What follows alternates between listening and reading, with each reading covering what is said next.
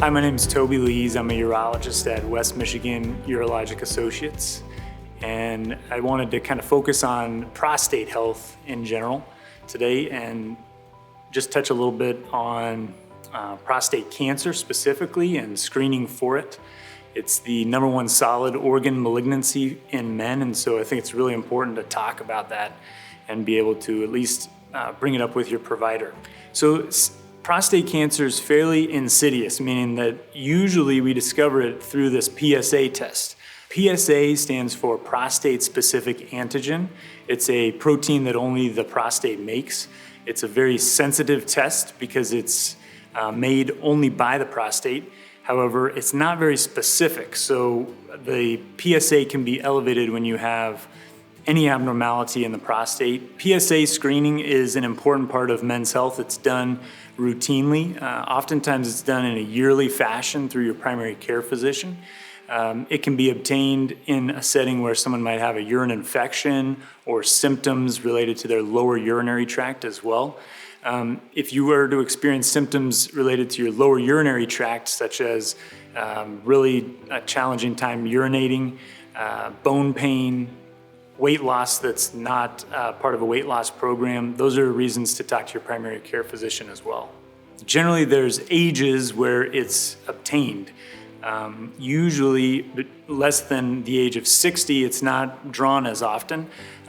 There are some reasons that it might be obtained at those lower ages, such as if you were having symptoms related to your urinary tract. So there's other things that can make your PSA rise. Those things include activity like vigorous bicycling, where the bike seat is kind of pushing on that prostate area.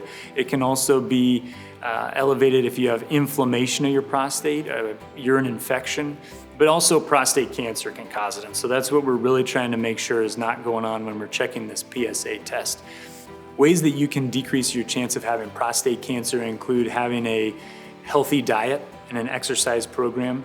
These are some of the only known modifiable risk factors that you have for preventing prostate cancer today. Additionally, if you can decrease the amount of smoking that you do, that also helps prevent prostate cancer in the high-risk form.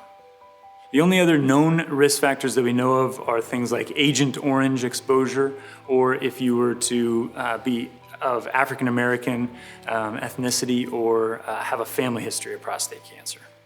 Prostate cancer is one of the most researched areas of men's health and medicine, frankly. And so there's a number of treatment options that are available. You guys may have heard of some of these. There are common ones such as prostatectomy, which is removal of the prostate, radiation therapy, which is treating the prostate with radiation. But there's a number of more novel techniques that are being done today, and those are things that we can talk about more in the office if you come in and see us with an elevated PSA and we end up talking about screening.